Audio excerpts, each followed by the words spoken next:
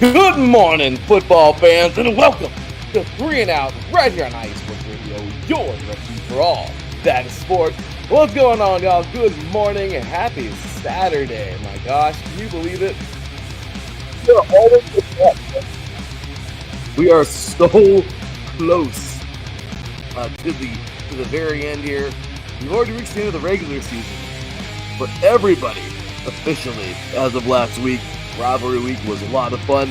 We talked all about that this past weekend. And of course, we're getting ready to jump on in to championship weekend. We already started with great ones yesterday.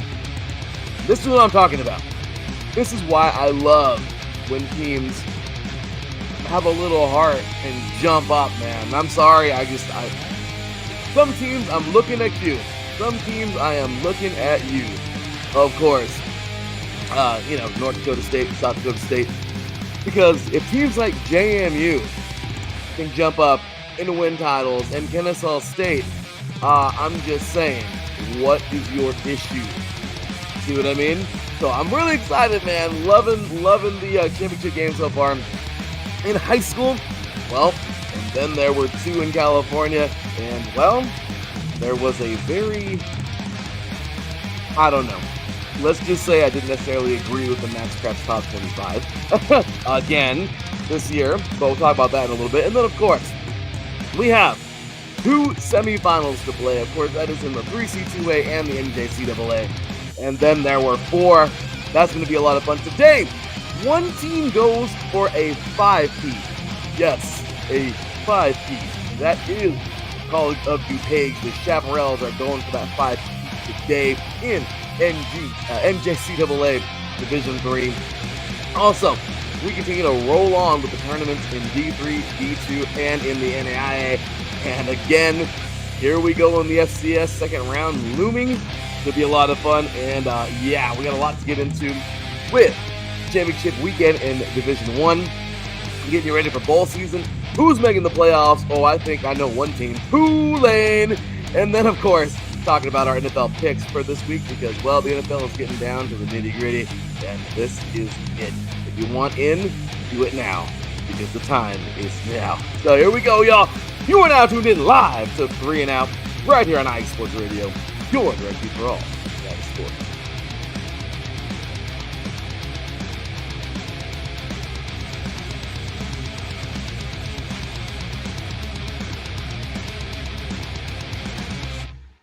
Welcome, all you diehard football fans out there. How's everyone doing?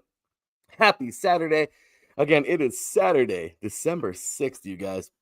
What a week it has been in more than one way. But what a week it's been, and what an awesome year of football it has been, right? I'll tell you, I'm sitting back here on this beautiful, crisp morning with my delicious coffee cup, and getting ready to talk some football. Let me just say, man, it has been an awesome season. So many things that I would have never in a million years predicted or thought, but that's football, right? And that's the best part.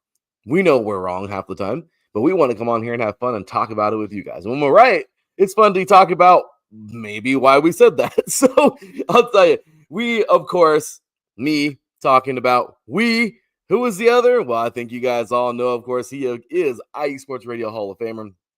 He is the host of Set Point here on IE Sports Radio. And, of course, right now, man, Set Point, our volleyball show, of course. Right now, man, the ladies volleyball, we are getting it in women's volleyball. The championship just got underway, or the bracket just got underway. Super cool, man. Loving all the action so far. This guy was actually in the house. Nebraska looking stronger than ever. Texas is at a collision course. Just saying, we have some great matches already. Lots of 3-0 shutouts. And oh yeah, yesterday, of course, rough go for my beloved Trojans. But I will say, this has been a great year in volleyball. But hey, this is the football show. Regardless, if you want some more of that hot fire, of that volleyball action, this guy's the place to go on Monday nights with Set Point. And of course, host of this show, or co-host of this show, 3 and Out, ladies and gentlemen, my co-host, Mr. Teran Rodriguez. Good morning, sir. How you doing, man? Doing good, Larry. Um, Thank you for having me. As always, I'm glad to be talking some high school football. And yeah, it was pretty fun being at Galen Center yesterday and being at the USC hotel, even though it's only for one night. So if That you're is ever in so the cool. USC area, go to USC hotel. How was the experience, man? How was everything like from start to finish? Like, was it pretty cool? Yeah, it was. I wish I just had more time to be at the hotel, and it just felt like this week kind of just flew by. These past few days just flew by so quick. No, I'm sure, man. But that is one of the coolest experiences. And when Taryn told me he was doing that, I was like, oh my gosh, that's awesome. But hey, that's what we do here at iSports Radio, man. And it's definitely appreciated that you do all this, get all this awesome coverage. Again, awesome stuff in the volleyball world, man. Taryn is the man doing all kinds of great things, the man with the plan, if you will. So loving it, dude. Thank you so much for all the great coverage, the great interviews. Again, just got to put him on blast here, man. Set point Monday evening, 6 p.m. Pacific time, 9 p.m. East Coast time. He does a great job every single week, just giving you the latest, delivering you the latest in volleyball. And right now, like I said, one of the biggest times, of course, talking about this women's tournament, which is like seriously one of the biggest topics of the entire year, every single year. So awesome there. Thank you, sir, for doing your thing, working hard. And well, again, thank you for making time, man. I know you're a busy guy, so thank you for being here this morning. Of course, yeah. And I know thankfully, we I was able to be back here. I mean, it's kind of the good drawback of the matches being on Thursday, Friday, as opposed to Friday, Saturday. But I've always got time for you.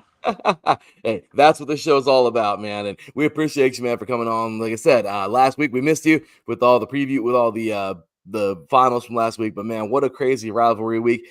I just want to go through that really, really fast because I know there's some good games, man. We talked all about it. I talked all about Soto last week, but any fun rivalry games that you just wanted to briefly discuss? Well, USC, man, they actually handed UCLA their first loss when UCLA led at halftime, but that felt like an ugly game, if you ask me, when it came to Yeah. the USC versus UCLA matchup. But USC did win the Bell game for the second straight year, which is pretty impressive, if you ask me. But still, they can't afford to start slow, and I highly doubt they're going to be going into a college football playoff. But yeah, that was a game I really liked. I mean, I'm glad USC finally turned it around and they were able to adjust. But again, USC would be such a better team if they actually started strong. I mean, they would probably have only 2 losses uh, if it weren't for that. So, and then Virginia, I guess, was pretty solid. Cal, even though this isn't a rivalry game, Yeah. them beating SMU was just such a big win right there. I was just generally impressed by them. And that caused so much chaos in the ACC. Oh, it So, did. yeah, It did. That was a fun weekend, man. We really, really loved it. I mean, of course, SC winning. Kind of crazy, man. That was the first time, of course, as you know, the first freaking time that that one of these teams actually won this game at home. It's kind of funny, right? Like yeah, that is weird. Yeah. it's the first time I think in like the last 4 years that, yeah, because I mean, hey, SC would win at the Rose Bowl, and apparently somehow, some way, the Bruins would win at the Grand Ole Lady. I mean, crazy, man. But yeah, so this year, rivalry week, always a fun one, man. No matter what, it's always a great, great, great week. Really enjoy stuff. Like I said, we really got into all those rivalry games last week. But with that said, Tara, let's go ahead and jump on in, man, to this last, well, obviously we didn't have anything, no action, no nothing. It's been championship week, man. So we're going to start off in the FBS, obviously, because we had a couple games yesterday, of course. I'm sure you got to catch at least some of the highlights over there doing your Yeah. volleyball deal, but I'm sure you got to catch some of those, man. And man, that was something. So starting things off yesterday, again, this is championship weekend right here on 3 and Out on iSports Radio, your direct feed for all that is sports. It's been crazy, man. Yesterday was one of the coolest days for me as as a college football fan, as somebody who played the game. Just I love this game. I love what's been happening, and to me, this is awesome. So yesterday. What happened? Kennesaw State, these guys turn it around, man. They rise from a 2-10 freaking record last year to Conference USA champions. And I watched that game. It was such a good one. This this is one of the best stories in football this season. Under first-year head coach, which is even crazier, Jerry Mack, the Owls complemented a stunning 7-win year and capped it off with a gritty 19-15 victory over Jacksonville State in just their second year in the FBS. Looking at you, North Dakota State, South Dakota State, in a game defined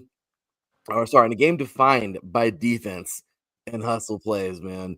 A goal line stand was in. I loved that. That was amazing. A forced fumble by the kicker, which was even crazier, and even a safety. KSU balled up national leading running back Cam Cook. This dude's going somewhere in the league. I don't even care. He's gonna go somewhere. And survived quarterback Caden Creel's 112 rushing yards and the late go-ahead touchdown. But when it mattered most, Amari Odom, remember that name. Amari Odom delivered a championship moment, a fearless final drive that included a 4th and 14 conversion, dude. A 26-yard strike on 3rd and 27, and ultimately the game-winning touchdown to Neville Dean with 50 seconds left. Teran, let me repeat that one more time. That last drive included a 4th and 14 and a 3rd and 27. And, of course, stamped it with 50 seconds left. Touchdown pass from 2-10. From 2-10 to a 10-win champion. Jerry Mack, man, put it best. Who does that? I had to write that down yesterday. Who does that? And I love it, man. I love what the interviewers are saying here, or what the commentators are saying, and the sideline reporters. They were saying Jerry Mack was saying this all year. Like, why? Let's not wait to be great. Let's be great now. We don't need to wait to be great. And dude, Kennesaw State did just that, man. Can you freaking believe that? It's absolutely unbelievable. That's just an amazing turnaround, and you have to give it up for them. That's just a great game right there against a good Jacksonville State team. I know the record doesn't indicate it, but Jacksonville State is a fantastic team, and Jacksonville State was actually undefeated at home going into that game. So the fact that the Kennesaw State won on the road was pretty darn impressive, if you ask me. Let's put Kennesaw State into the college football playoff and make this a happy ending. So, man, what you can't script that any better. Like, you can't script that at all. So Kennesaw State, they were able to win on the road, which all their losses were on the road. So that's just absolutely an astounding game. Odom was just on his A game. I think this Kennesaw State is going to be on the up and up. I'm happy for them, dude. I am so happy for them, because this goes to show you again. I mean, look what happens, man. These teams are so good. They move. Dude, I'm sorry. I'm going to be on their head right now. I don't even care, dude. What the hell is wrong with the Bison and the Jacks? Like, really? Is it that sweet? Is it that sweet to just keep on winning every single year, sandbagging the FCS? Is it that sweet, really? Is it that? I mean, I'd get bored dominating over and over and over, man. I mean, I'm sorry. I don't know what the real issue is. Who knows? Maybe it's more crazier than I thought, but I'm sorry, dude. I am very irritated that some of these schools refuse to move up. And you got teams like Kennesaw State who are like, hell yeah, we'll move up. And then they go and look what they were able to do. They knock off freaking FBS teams. Like, that's incredible, man. You know, so again, I don't know what these fools over there, North Dakota State, South Dakota State, I don't understand, but they need to move up already. I'm sorry. And then move UMass down. Damn. Wow, Teran's already coming out with the jokes today. Yeah, I mean, that's kind of sad. It's not really a joke. they're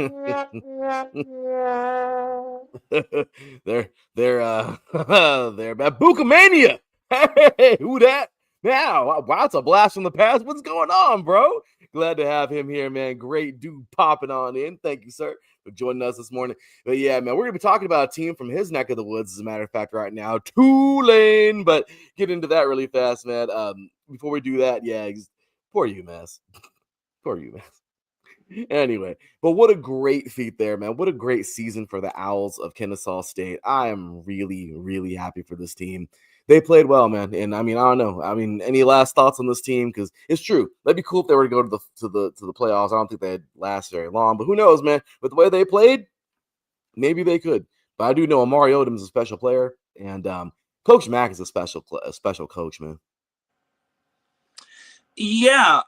Well, I'm looking at something. Okay, so the 15 points are actually the second lowest that Jacksonville State has put up this year. Their first lowest was 10 when they lost to UCF. So the fact that Jacksonville State was held to less than 20 points was pretty darn impressive, if you ask me. So again, great job to Kennesaw State. The two teams finished 7-1, tied atop the Conference USA standings, but eventually Kennesaw State was able to be the last one standing. They're standing on top of the ladder saying, "Ain't nobody better." I love it, man. It was amazing. It was amazing to see this, and I'm really happy for those guys, man. I telling you right now, I'm so happy for a damn good season, complete turnaround. You don't see that very often. So to me, that's something that I absolutely love and something that I will remember. You know, these kind of teams, this is what football is all about. This is what college football is all about, man. So I love it. It was a lot of fun. Speaking of another team yesterday, man, that got it done. Now this one might even be a little crazier. Which, wow, how about that? James Madison's meteoric rise in the FBS reached another freaking milestone on Friday. This is crazy. As the Dukes powered past Troy 31-14 to capture the Sun Belt Fun Belt Championship, an astonishing feat for a program only 3 years removed from the FCS ranks. Hey, hi, North Dakota State. How are you? Hello, South Dakota State. How are you? In just their third full FBS season, JMU has become a national force, and their dominance was on full display in Harrisburg.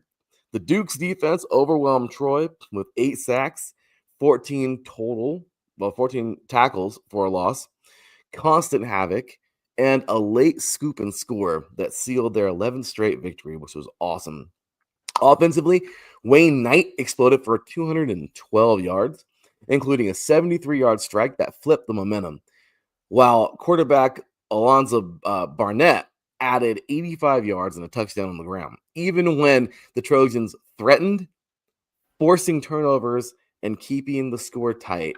JMU's toughness, depth, and relentless pressure ultimately took over. So, for a team that was playing for FCS titles just a few seasons ago, the Dukes rapidly climb to Sunbelt supremacy. This is nothing short of extraordinary, man. And now we wait to see if their historic run can actually push them in to the college football playoff conversation. So, Teran, what do you think about all that, man? Yeah, that was first and foremost amazing win for James Madison. And there's a reason why they're now ranked in the top 25. They have been waiting their turn. They've been trying to get the respect that they ultimately deserve. I think it's high time we put some respect on James Madison. But you said it best. It's going to be a time will tell process on if they make the college football playoff or if Tulane gets in. But James Madison can hang their hat on them having an amazing season. I will just say it might be time to start doing away with this Sunbelt West versus and Sunbelt East type of thing. Just Yeah. because Troy, look, I don't want to take anything away from Troy, but the entire Sunbelt West, it was a little bit of a log jam, whereas the Sunbelt East was pretty much just dominated for the most part by James Madison. I kind of wonder if Old Dominion faced James Madison, would they have fared any better against Troy? Because you got to remember, Troy did get shut out by Old Dominion. And not to brag or anything, but my boy Colton Joseph did do his thing. But then again, James Madison, I just think they're the class of the Sun Belt Conference, just because they only lost one. They went a perfect 8-0. Their lone loss wasn't even in the conference. That was to Louisville, which there's no true shame. So I kind of wonder if it is time to do away with Sun Belt East, Sun Belt West, and just have one big Sun Belt conference, and then whoever wins or whoever finishes in the top two basically advances to the championship match. But James Madison this year, it's their year in terms of being the Sun Belt Conference representative. I totally agree with that, Teran. I 1,000,000%. That's why I'm happy that we're doing that with a lot of conferences. We don't see that no more, and I like that we just have the top two going at it versus two different divisions where one's really good and one sucks. Exactly. And so you get better like that. You get better matchups. I mean, it's just the way it goes. So congratulations to those guys, man. What a year. And really, really, really happy for good old JMU. Again, man, I remember JMU, for those of you out there who are really big football nerds like myself, especially college football nerds like myself, Darren, the craziest thing, man, I remember JMU actually was the only team to knock off North Dakota State within their freaking insanely crazy, like nearly 10 feet or whatever, in 2016. So it's crazy to think that JMU already knew, I mean, this team was already on a mission years ago. And it's so cool because, you know, they were the ones to throw the wrench in the gears. If it wouldn't have been for these guys, check this out there. If it wouldn't have been, North Dakota State won in 2011, their first one in the FCS. 12, 13, 14, 15. They went 5 years straight. JMU knocked them off in the FCS championship and in 16, or I believe in the semifinal. I don't know, but regardless, they knocked them off. And then guess what? The very next year in 17, the Bison did it in 17, 18, 19, 20, and 21. And then, of course, they'll go at it with the Jacks. But, Teran, do you see that if JMU would have not knocked this North Dakota team off, they would have 11 straight titles? Crazy, right? Yeah, and then I think we can have the discussion of putting North Dakota State in, and maybe the entirety of the of those conference team, other conference teams as well. Yeah, I guess. I'm telling you, man. JMU was already on the mission. It just makes me mad that I don't know. It just kind of makes me mad. I just wish that these other two teams would move up already. It's frustrating. It's very, very frustrating. I don't understand. I don't know what it is. Don't tell me it's geography. They have hard to know. Everyone else gets up there to play you. I'm sorry. No. The Fargo don't. These places are great places for football. They need to move up already. So anyway, so next up, man. Last but not least, this is a fun one yesterday. Actually, not last but not least. We have one more after this. But Tulane delivered one of the biggest wins in program history Friday night, defeating North Texas 34-21 to claim the American championship. And in all likelihood, lock up their first ever college football playoff berth, which is crazy. The number 21 Tulane Green Wave dominated on the ground with 199 rushing yards and 3 team touchdowns, while quarterback Jake Ratzlaff added 145 passing yards and 2 rushing scores. Even more impressive was Tulane's defensive performance. The Green Wave forced 5 turnovers, including a pick 6 by Christopher Rogers, and held star North Texas quarterback Drew Messmaker, I believe, to make a mistake-filled evening with 3 interceptions. With this victory over the highest-ranked non-Power 4 opponent in the field, basically, Tulane has positioned itself firmly in front of James Madison for the coveted group of 5 non-power, the 5 non-Power 4 automatic berth into the 12-team college football playoff. So North Texas versus Tulane was effectively a playoff game in its own, really. And the Green Wave now appear poised to head into the postseason as projected 11 or 12 seed, making history for a program still riding the momentum of its recent rise on the national stage. Teran, how about the Green Wave, man? Yeah, this was a very solid win for Tulane. Very good win, in my opinion. And honestly, Tulane, when you face Tulane, you got to stop the run game. They're going to Mm-hmm. pound the rock down your throat. That's basically their MO. I've seen it before.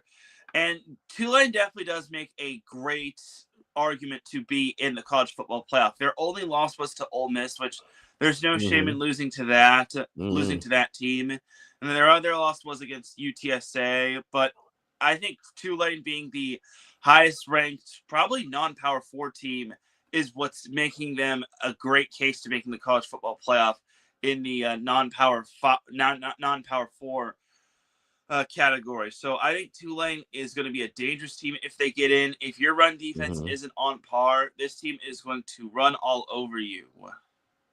No, they're nasty. They are nasty.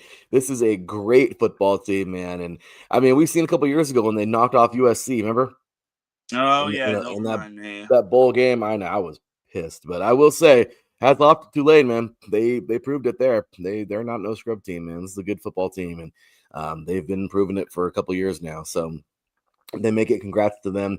What a year for Tulane, man. And then last but not least, Darren, let's go ahead and get on in to this game from yesterday. I don't know. I feel like you're gonna enjoy talking about this one, man, because we've been having fun with these guys all year long. And I mean, this is this is this is Boise State. That's all there is to it, man. So let's get on into this last game here, because Boise State and UNLV met up for the Mountain West Championship game yesterday, and Boise State's 38-21 win over UNLV wasn't just another trophy. It was a final statement from the Mountain West gold standard in their 15th and final season in the conference, as they need to exit now. The Broncos captured an incredible third straight Mountain West championship and their 7th overall, cementing their legacy before moving to the rebuilt Pac-12. Despite yes, no, Teran, no. Where the hell is my applause? Yes.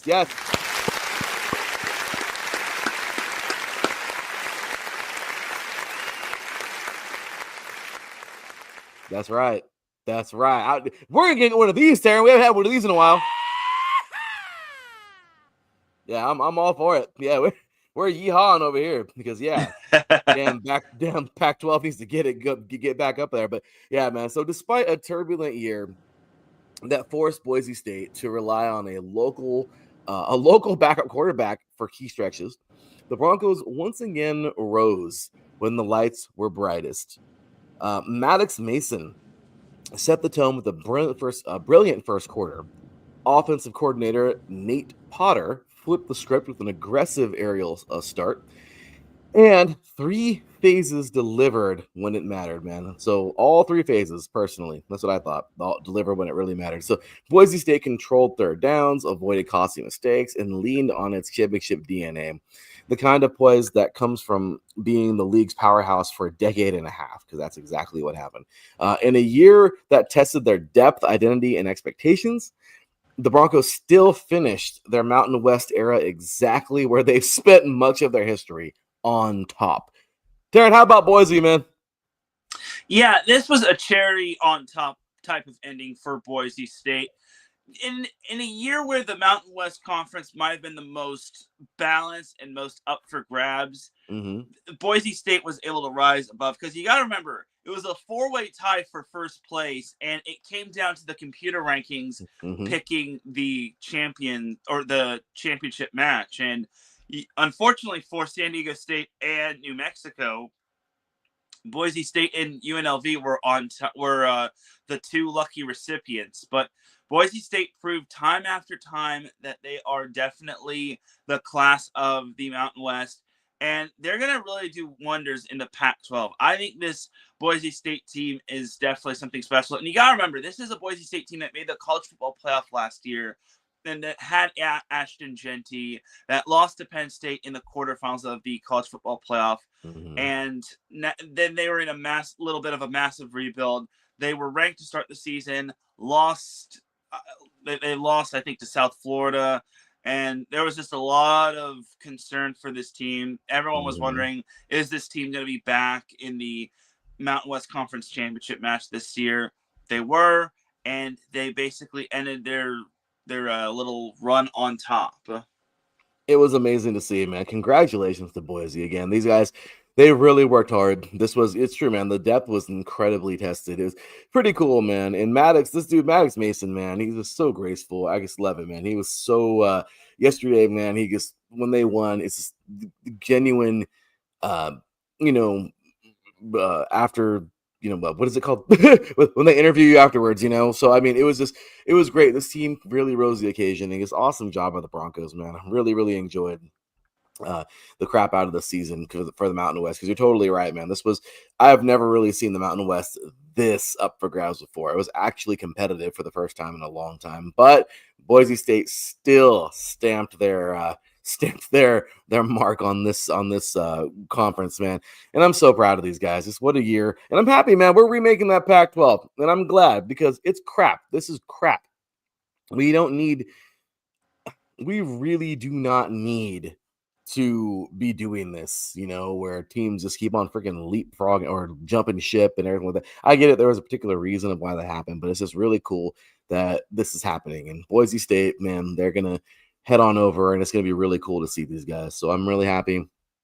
And let's do this. So okay, well, with that said, Teran, that is that for some college football at the moment, man. We are gonna, well, actually, Teran, oh boy, you'll see. We gotta flop around a little bit, because there was a game yesterday that was pretty important. We're gonna talk about that in a few moments. Regardless, let's get on over to high school, man. Let's go ahead and talk some my high school football, because it was this has been a weird week, Teran. Again, I hate complaining, especially about high school football, because again, I get it. They're teenagers. But again, this is major. And hey, we're Americans, man. We love to see the best of the best where they belong and everything. Unless you're that team. The recent Max Preps Top 25 were released on Monday, December 1st. And we both said that we believe Bishop Gorman should definitely be number one, because, well, they've faced a freaking gauntlet this year. Maybe not been the toughest one, but they're the only team that's up there that's got one loss to a formerly number one team. And even though they kind of fizzled out at the end there, Mater Dei is still amongst the absolute best in the country. And these guys, good old Bishop Gorman, faced the likes of, well, Centennial in Las Vegas, but they faced Kahuku, top team in Hawaii, Lone Peak, a top team in Utah, East St. Louis, top team in Illinois, and who else did they face? Oh, obviously Mater Dei, and Santa Margarita, who is currently playing for the California State Championship, well, coming up, versus De La Salle, another top team in the country.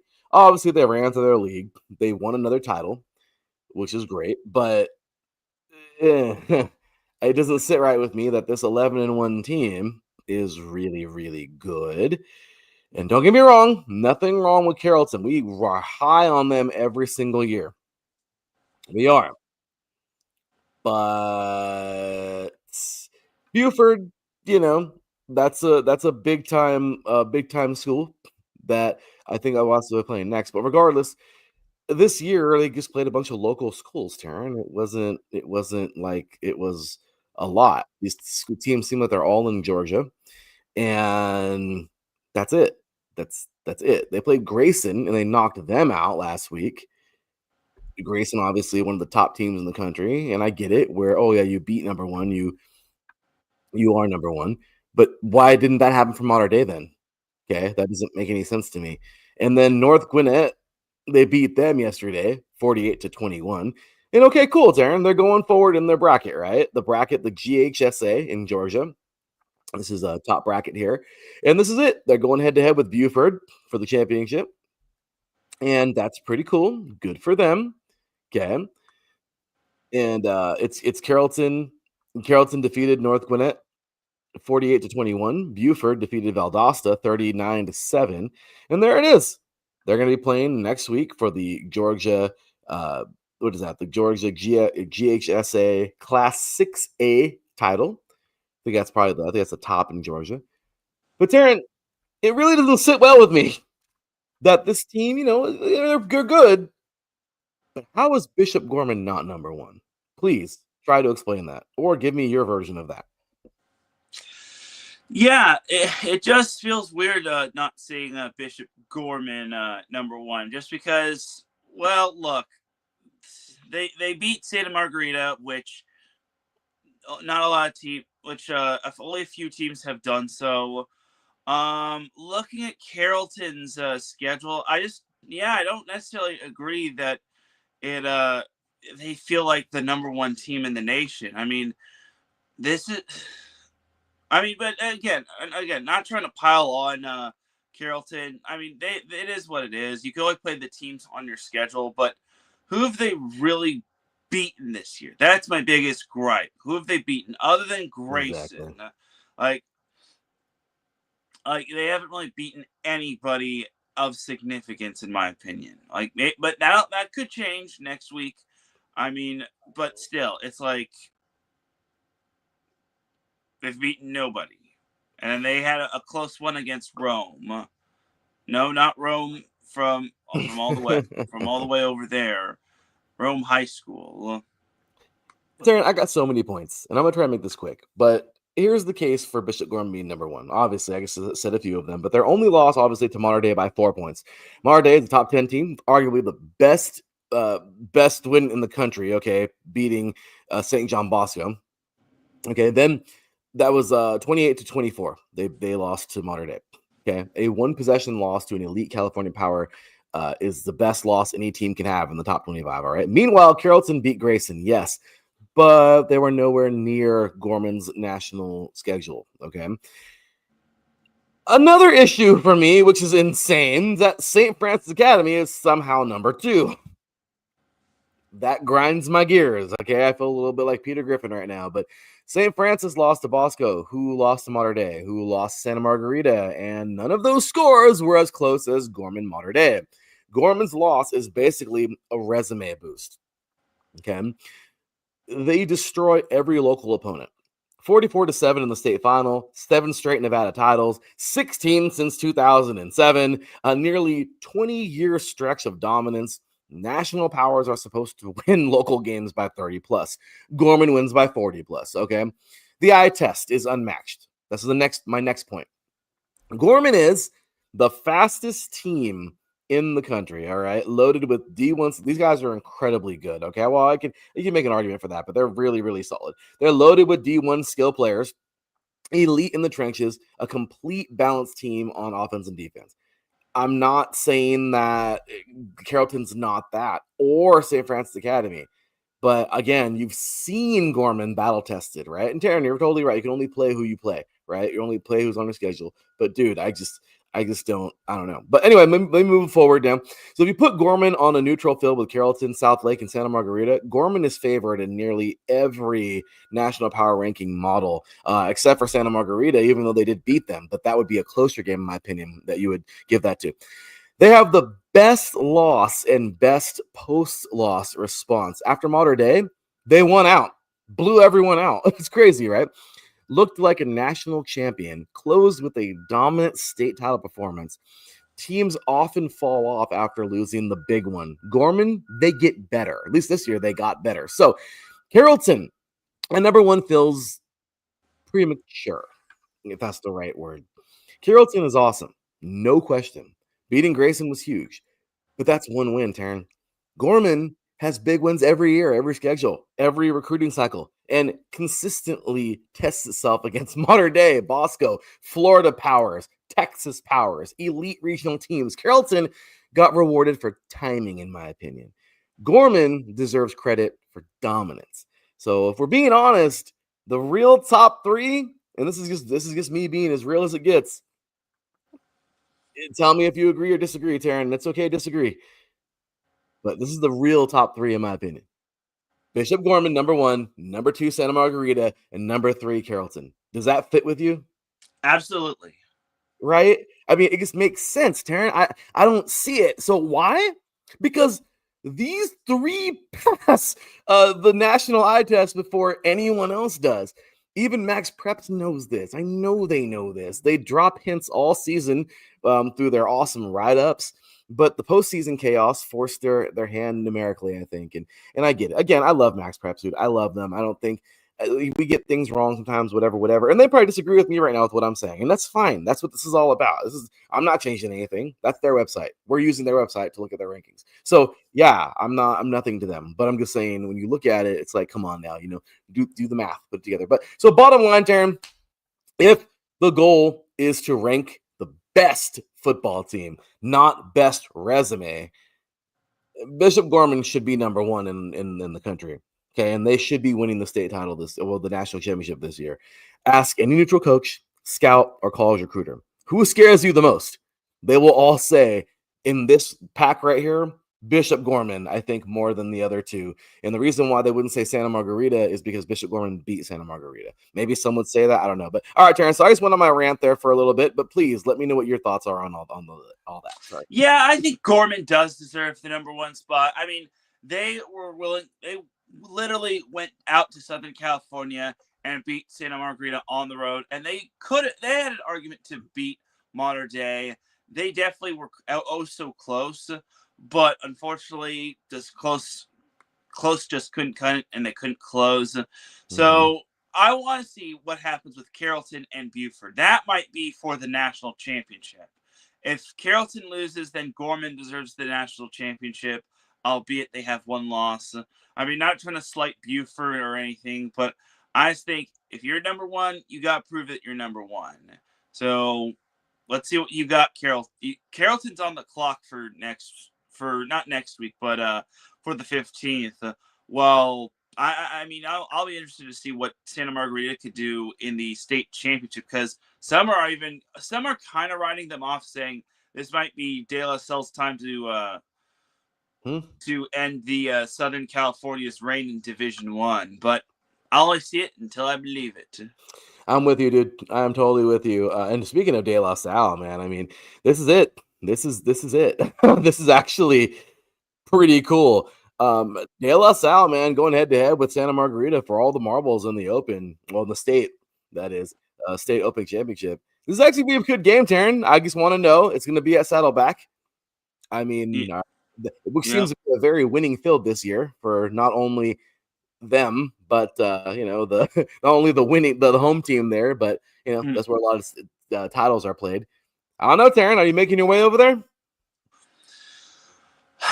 Unfortunately, I mean, I could try to get a credential, but it's not guaranteed. I mean, I wish my other team, Los Alamitos, had won their game yesterday in terms of their regional bowl game. Unfortunately, not. So it'll be tough, but maybe. I mean, I guess the only thing I could say is that you miss 100% of the shots you don't take. So we'll see what happens. Well, I'll tell you, Teran, I think, and man, I mean, it's right there in neck of the woods. See what happens, but that's going to be pretty crazy. But anyway, moving forward with any of the other teams, man, moving forward, looking at the other, we're getting close to the end of some of these state titles and all that good stuff. Any others games you want to point out here from college or from high school football? No, next week is the CIF state championship, where obviously De La Salle and Santa Margarita will be facing one another. It'll be an 8 p.m. start. I want to know what your take is on 8 p.m. starts. I just think it's a little too late, in my opinion. Push it to either 7:30 at the latest, because last year when I was at Saddleback for Mater Dei De La Salle, I think it didn't end until like about 10:30. It's like, come on, we don't want to be, all of us fans, spectators, don't want to be there until 10 o'clock plus. Like, start the game at 7. You can figure things out. Yeah, I'm with you. I am totally with you, dude. I look at that sometimes. Well, not sometimes. I'm looking at that earlier. I was looking at the start times and everything, and just looking at the games for the state titles or the brackets. And yeah, dude, the eight. I don't understand why they do eight. It doesn't make any sense to me. Why would you make something 8 o'clock when all season long it's either 7 or 7:30? Which realistically, I know football old school. Uh, I know actually 7:30 was like the average time, or like the time they usually would. But I do believe that 7 is a better fit, especially, I mean, high school students and everything. And I know we're getting at the end of the year, semester's almost over. But this is crazy. I don't know. I don't like these 8 p.m. starts because I feel like, I mean, it's super late. And then, of course, these guys got to travel back home. I mean, they're getting home at this crazy, ridiculous hour unless they get a hotel. But I don't know, man. To me, I just felt like, why don't you just put 7 o'clock is a great time. 7 o'clock is a great time. High school football is going to be 2.5 hours, maybe 3 pushing it, because the quarter's a little bit shorter and everything. But yeah, I do not like these 8 p.m. Starts because this is what it's been for the last couple of years, right? Yeah. Yeah. See, so I don't like that. To me, I feel that's kind of stupid. I don't understand why they're doing that over and over. But do you have any idea why they even do like legit like what? Do you have any like have you heard anything ever of like, oh well, we do it for this reason? Like, is there anything like importantly particular why they do that? I imagine it must be like a timing thing for throughout the entirety of the other championship games, because Mm, it's not just one division, the Open Division Championship. There's last year when I went there, I think there was like the that's Division right. Two AA championship between Edison and Central, and That's then the right. one before that I think was like 3 AA when Palos Verdes played their opponent. I'm blanking on their opponent, but still, it's like there are 3 games happening at at Saddleback, but they have other sites. They use Fullerton Union College and then Buena Park High School. So maybe they should get like another site, like a 4th site. That would be It, good. I don't know. It's a CIF state thing. That's kind of annoying though. Like, why? Like, like why? I don't know. I like that, and I get it, like field regulation and everything like that. But I don't know, man. I mean, I don't know. That's frustrating. I would rather. I don't know. To me personally, the 8 p.m. thing is annoying. That's all there is to it. I don't see this being something that's good for everybody. I mean, I don't know. Again, just us complaining, but whatever. But yeah, I do not like those 8 p.m. starts. I don't. I do not. So, so all right, Taryn. Well, Yeah, call us cranky old men, and call us copy to Priffin. But honestly, no one wants to sit there until 11 a.m. If it was like yeah, televised nationally, like if there was like a broadcast deal, I can understand. But no. yeah, kind of annoying. So I know we're those old people now, Taryn. Get off my lawn. We're those people. Whatever. I don't give a crap. Talking about high school football and changing times, and so us old folks can get to bed. And just kidding. No, that's crazy, man. But so all right, Taryn. Let's go ahead and move this sucker on over into. Here's my mover. On into, unless you got anything else for high school. Nope. Okay, let's move it on into the 3C2A, man, because we have some goodies coming your way. Actually, they are coming your way, Taryn, which is kind of funny. But this is going to be a really fun, really really fun Final Four, man. I love this so much. We see some new teams in there. We see some old teams in there. I feel like I'm reading a freaking Dr. Seuss book. But yeah, we got the new, we got the old, we got some teams that are just right now, dude. This is that moment where these players are going, we can make history today. This school's name hasn't been relevant for X amount of years or ever, and we can make it relevant. We've already did by making it this far. But how about we make it even better? And to me, that is one of the coolest things in the world, man. So we all know what we're talking about here. And then there were 4. Let's do it, man. Let's start off with NorCal. We have the NorCal Championship going on. The 3C2A again is the junior colleges of California only, NorCal versus SoCal. And well, this is it. The best are going head to head in each region. And that's it. The championship will be played next week. Who will win it all? Let's find out. So in San Mateo, we have Modesto at San Mateo. The road to the state finals is in Northern California, runs through College Heights Stadium once again as number one San Mateo prepares for its sixth straight NCFC championship appearance. The defending state champion Bulldogs earned their spot with a commanding 34-13 win over Fresno City, powered by 446 yards of total offense and their trademark suffocating defense, which held the Rams to just 200 yards. Sophomore quarterback Luke Alexander delivered 2 touchdowns, while CSM's ground game, led by Dominic Gonzalez, 94 yards on the ground, by the way, and Malachi DeMoss, 72 yards, pounded out for 280 rushing yards behind one of the most balanced attacks in California. Their opponent, a familiar one, Modesto Junior College. Of course, right? The Pirates and the Bulldogs. It wouldn't be anybody else in the North, right? Fresh off a dominant 35-7 victory over a Diablo Valley team that you and I had a lot of hope in, Teran, of mixing things up there on the North, kind of like how the two did down here in the South. These guys returned to San Mateo for a rematch of both their September meeting, a 41-21 CSM win, and last year's NorCal title game, which the Bulldogs edged out Modesto 27-22. The Pirates are one of the few teams to defeat CSM during the past 2 seasons, but the Bulldogs enter riding a 20-21 win streak with one of the nation's top defenses. So with a state title bid on the line, 2 of Northern California's oldest rivals collide again. This time with everything at stake again. Teran, game's kicking off today and gets a little bit. Who you taking and why? I gotta go with San Mateo until they get knocked off, until someone beats them, until someone says, San Mateo, you are no longer champion. I gotta go with the champs.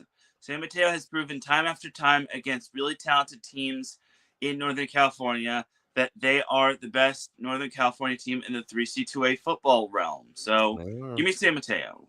I'm with you, Teran, 100%. My gosh, how cool it would be to see Modesto go. I think that would be one of the coolest things. I would love that. To me, that would be one of the coolest. Just seeing the mix up and all that, it would be fun.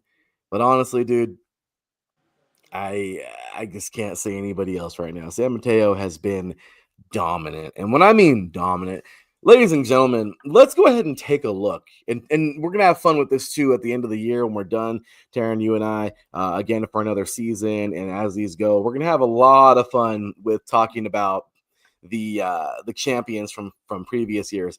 But Teran, let's go take it back to 2019. Okay. 2019. Riverside knocked off San Mateo 31-14. Okay. In the 2019/20 season. And this was huge. Okay. This was huge because this was Riverside's first ever national championship. Well, first one since my birth year in 1989. Okay. Very long time.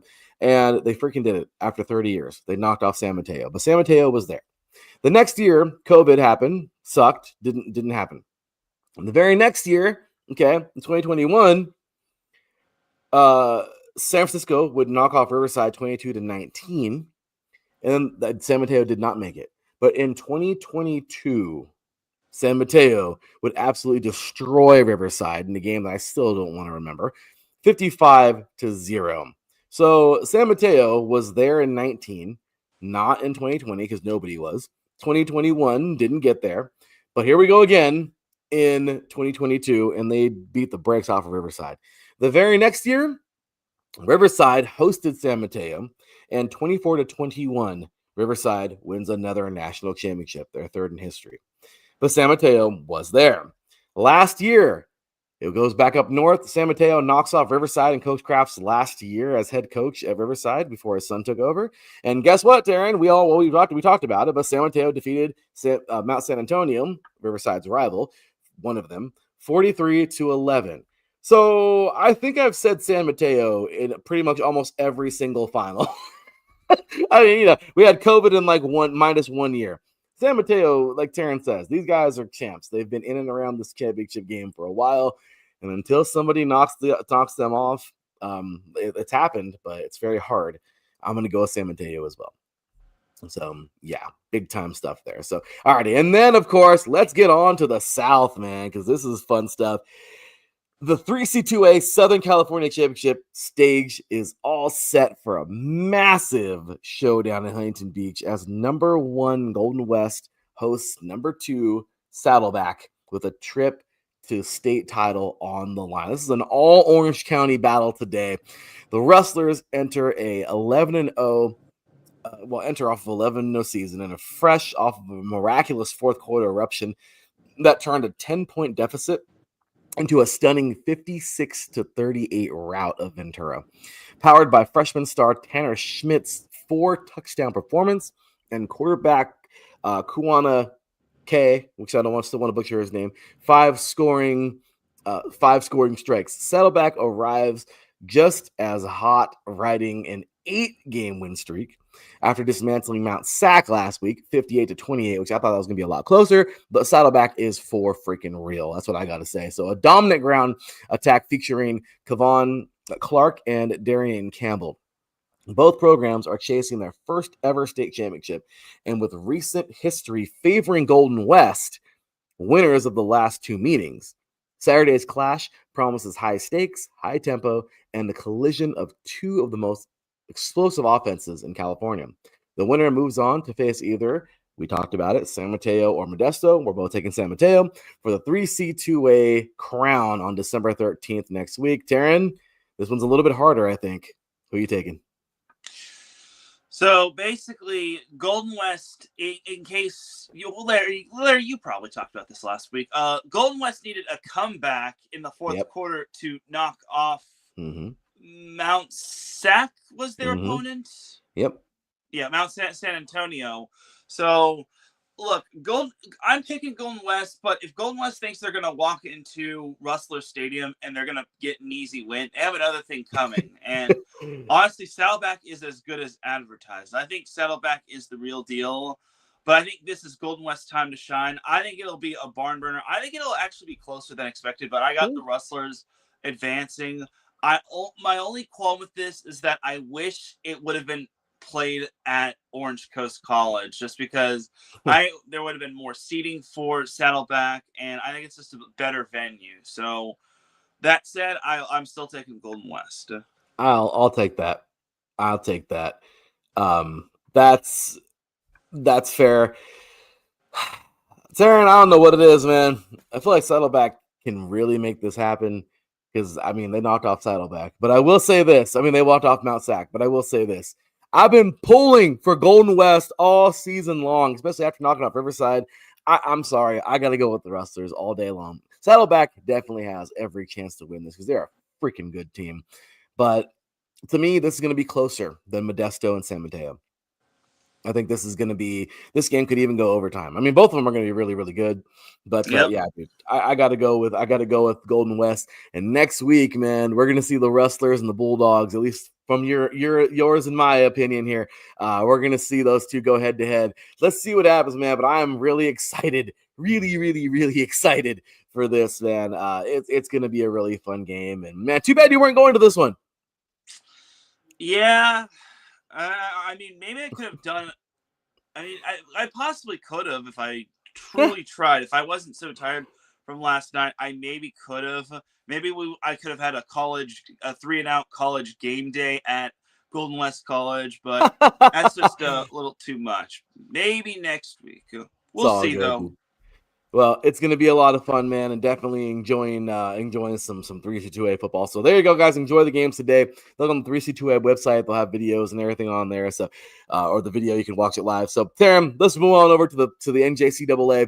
And really quick, I want to mention this because, again, before we get on to the big four, the final four, if you will, the dynasty is on the line, dude. I know we don't talk a lot of Division III here, NJCAA Division III, that is. But the dynasty is on the line. College of DuPage goes for a 5-peat today as the Chaparrals host NDSC. Oh my gosh, NDSCS today at 1 p.m. I think that's their time. I don't know, but can DuPage cement its place as a NJCAA powerhouse, or will the Wildcats crash the party? And Teran, again, we're going to go back to the last couple of years. NJCAA Division III since 2021. DuPage defeated Nassau. DuPage out of Illinois, by the way. College of DuPage, Illinois. So that should be playing. Actually, they should be starting in a couple of hours here at 10 a.m. our time on the West Coast. But DuPage defeated Nassau. I don't know if I'm pronouncing that right. 34-29. Then in 2022, DuPage defeated this team, North Dakota State College of Science, 14-12, title number 2. In 23, DuPage defeated Rochester of Minnesota, 33-29, title number 3. Last year, DuPage defeated Lewisburg, North Carolina, 31-14, title number 4. And today, Teran, they're facing the team that they took on to win their second championship. And that, of course, is North Dakota State College of Science. And that was like their closest game. I think I was like 14-10-12, like I said. So back then, obviously, those aren't, yesterday's games don't win. Home runs don't win today's games. Sorry. In the words of good old Babe Ruth, he said it better. But I don't know, Teran. Do you think this is the day where DuPage is finally knocked off, or do you think a 5-P is the first time in college football? I don't care what level anybody's ever done this. Actually, no. North Dakota State did. But regardless, what do you think, Teran? Do you think they're going to win another one today, or do you think this is actually the time they fall? I have DuPage winning it. I think it's going to be a challenge for them just because it's the championship match and nothing's going to come easy. But I'll take DuPage winning this one. But this one should be close. I'm with you. I think so too. Let's see it. I want to see a 5-P. I want to see them win a 6-P, just because then they can knock off North Dakota State, and that'd be hilarious. I'm sorry. For the most titles won in a row. I think that'll be like a record. But regardless, awesome stuff there. And congratulations to both teams for making it. We'll talk about that one coming up. And then, of course, we have a fun one here. Yesterday, as I talked about, it was played. I previewed it on Sunday, and well, here we go, Teran. We talked about it all year long. Tyler was chomping at the bit to get their shot at Iowa Western, and they did. But unfortunately for them, they came up short. The Reavers punched their ticket to the NJCAA Division I National Championship at 21-0 first quarter explosion, a huge pick 6 by Tim Robertson, and a dominant 223-yard rushing attack power. Iowa Western past Tyler. Luke Ulrich and the Apaches battled late, but the Reavers defense, 3 interceptions and 4 sacks, shut the door and sends Iowa Western to Canyon, Texas for the national championship to await the winner of today, of course, Hutchinson and Northwest Mississippi. So what do you think about that one, Teran? Yeah, Iowa Western, look, Tyler did all that they could in terms of trying to beat them, but I don't want to use this word too much, but Iowa Western, I think, might be inevitable just because it feels like they and Hutchinson are on a collision course with one another. And honestly, Tyler did all that it could, but you cannot fall behind 21 points in the championship match. It just does not work that way. You just cannot do that. So no. Tyler, I think, still has a little bit of learn. They still have a little bit to learn in terms of the tricks of the trade when it comes to the NJCAA championship match. But especially when you throw a pick 6 in the first quarter and you're already spotting the other team 21 points already. So, again, Tyler has a lot to learn. They had a fantastic season, but in the end, I just think Iowa Western, their defense, they set the tone early. I think they were just too inevitable. They were, and it's rough, man. I wanted. It would be fun to see a little switch up there, but hey, Tyler fought, man. Tyler fought, and you know what? Let's do it. That was fun. I really enjoyed that game. Got to check out some of it, and I feel that this is gonna be this is gonna be a really, really, really good title. Championship, because of course that they were battle tested yesterday, dude. That was not an easy game for Iowa Western. I know they exploded early, but Tyler fought back valiantly. So amazing effort there for those guys. Congrats on a great year to Tyler, man. But stage number 2 is set for a heavyweight showdown in Hutchinson, as the number 1 Blue Dragons at 10-0 welcome the number 4 Northwest Mississippi 10-1 to Gowans Stadium for NJCAA Division I National Semifinals. Hutchinson enters riding a 14-game win streak, boasting the nation's top scoring defense and a relentless pass rush with 47 sacks and an offense looking to dominate, loaded with playmakers like quarterback Christian Johnson and NJCAA touchdown leader Derek Saley Jr. But the Rangers arrive red hot, winners of 8 straight and fresh off a gritty MA 3C playoff victory, well, 8 of them, and anchored by the nation's number 1 rushing defense and a dynamic offense led by quarterback Neko Fan and running back Julius Pope. With Hutchinson seeking its 3rd national title in 5 years and Northwest chasing its first modern era playoff breakthrough, the semifinal has all the makings of a classic power versus power, speed versus discipline, and 2 of the nation's elite defenses fighting for a ticket to Canyon. Who wins it? Hutchinson. Again, I'm gonna have to use this word. I feel Hutchinson is inevitable, and nothing against Northwest Mississippi. I think they've had a fantastic season. They wound up winning their conference championship, but in the end, Hutchinson is kind of the big bad monster that no one seems to have an answer for, not even Iowa Western. So until Hutchinson can be figured out, I got to go with Hutchinson. I'm with you. I just don't feel that this team could be this team's not losing this year. They're truly inevitable. They are. We like talked about this. That's a good one. No, they are. They totally are. And Teran, I'll tell you, man, this is a we talked about it all year. We've been hinting at it, saying, "Oh yeah, it's gonna be Teran. This is inevitable, huh? It's a what do you call it? What were we saying? It's a collision course. It's gonna happen. Yep, collision course. And let's just be real, man. That's exactly what it is. This is everything we thought it would be, and I love the fact that we're gonna get these two going head to head again, or we could, because I feel terrible. I don't want to ride off. I really don't want to ride off Northwest Mississippi. I really don't. But again, I just feel they're inevitable. Teran, you said it right. And this is, again, imagine this. This is crazy, right? Let's take a look really fast, too. My little scorecard here, keeping score of everything. So in the NJCAA, Mississippi Gulf Coast defeated Lackawanna 24-13 in 2019. In 2020, the COVID year, Hutchinson defeated Snow 29-27.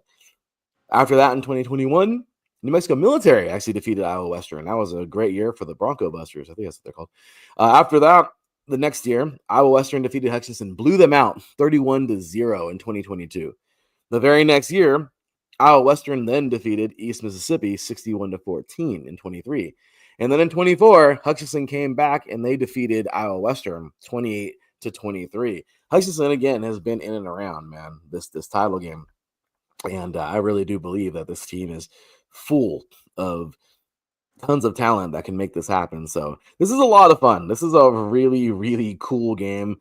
Again, we're going to see these two rival each other for years to come.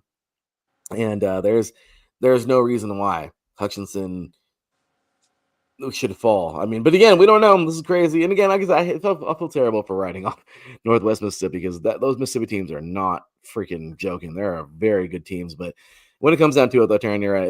It's inevitable. Both these teams are so good, and I don't know. when it comes down to it, it's just this is going to be a slugfest if both of them advance. So overall, good stuff here. Really excited for those games coming on up in the NJCAA. And there you have it. So, all right, Teran, is there anything else for the NJCAA? Well, Sunday, you have the Game 1 Bowl between Snow College and Iowa Central. That's right. That's right. We do have a bowl game. And you know what? Snow this year was weird. They had some great games. They blew a team out by over 100 points, Port Community Christian College. But that's a fun one. And then Iowa Western, I'm sorry. They make me mad. This year, Teran, I put a lot of faith in them, and they didn't do anything. So I'm going to go with Snow. Who are you taking? I'll take Iowa Central. Ooh. Okay, someone's going to take them. Because, yeah, they made me mad. I really thought they were going to make a splash this year, but it's all good. So that's a good one there, man. So, okay. Well, if you don't got anything else, let's take us a quick break, Teran. We're already an hour in, so take us a quick break. When we come back, we will speed on through D3 through D2, NAI, FCS, talk a little bit about some championships today, and then get our NFL picks in all before these games start, or at least try to. So you are watching 3 and Out right here on IE Sports Radio, your direct feed for all. That is sports. We'll be right back talking plenty more football after this.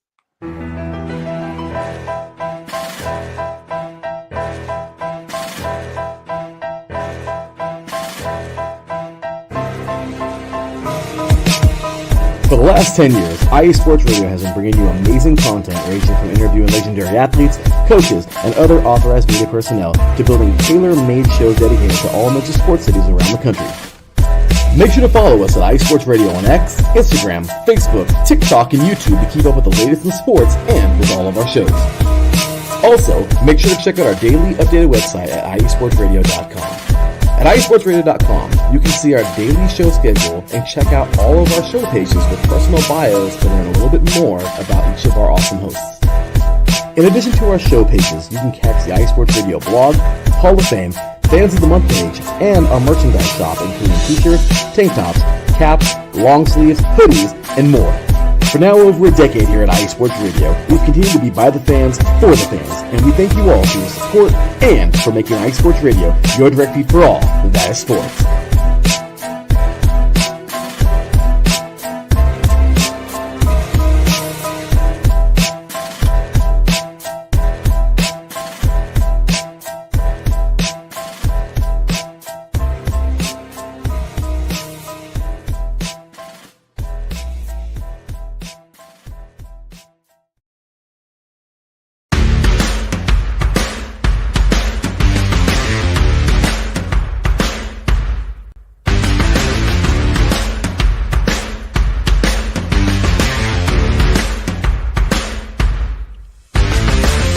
IE Sports Radio fans, this show is brought to you by Planet Jerky Premium Brisket Beef Jerky.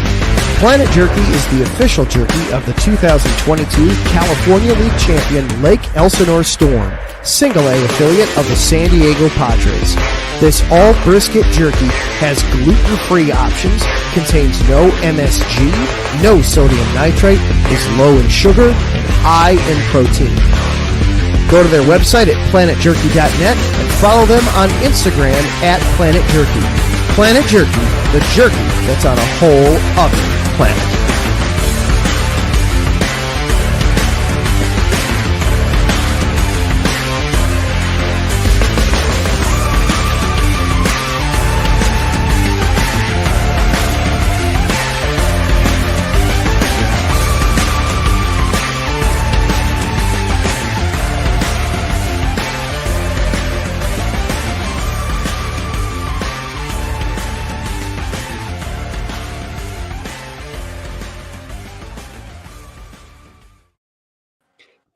Welcome back, football fans. You are watching 3 and Out right here on IE Sports Radio, your direct feed for all that is sports. Teran Rodriguez, me, your boy Larry B. Brina here, just talking all this football this morning. Again, big ups to our awesome sponsor, Planet Jerky. The jerky that's on a whole other planet. And of course, check them on Instagram. And of course, just get ready for our website. The relaunch is coming very soon. I keep on promising that, and it will. But here we go, guys. So we are getting it, man. Just moving through. Teran, let's get on into a little bit of Division III football. because again, Division 3 never disappoints. I will tell you right now. So, getting on into this season has been so much fun. We're talking about the season, but I will say the third round is here, and well, Teran, let's take a look at this bracket, man. The OAC rivalry goes national. Number 2 Mount Union looks to continue their dominant playoff run, but John Carroll comes in with one of the strongest defensive units in years. Expect a physical, emotional battle in Alliance. All right, Teran, does John Carroll knock off the mighty Mount Union, or does Mount Union just keep on rolling? I think Mount Union keeps this train rolling. Yeah, they're just really good. I don't know, dude. I like John Carroll a lot, but I can't see it. Mount Union is too good. So yeah, I'm with you on that one. Okay. Let's breeze on through this thing. We have Trinity, Texas versus Barry. So we have a heavyweight showdown in South Texas. Trinity taking on Barry. 2 discipline offenses, 2 top-tier defenses, and 1 spot in the quarterfinals on the line. Buckle up, man. It's going to be a fun one. Who are you taking? I'll take Trinity in a close one. That's a good pick. Barry can fight, man. I like Barry a lot, but I feel like Trinity has a little bit more we're going to see, but yeah, I'm going with that one as well. Next up, we have number 18, Wheaton is red hot after knocking off Wartburg, which is huge, man. And now meets number 15, DePaul, in a clash of explosive offenses. This one has shutout potential written all over it. What do you think? Man, this one's a tough one.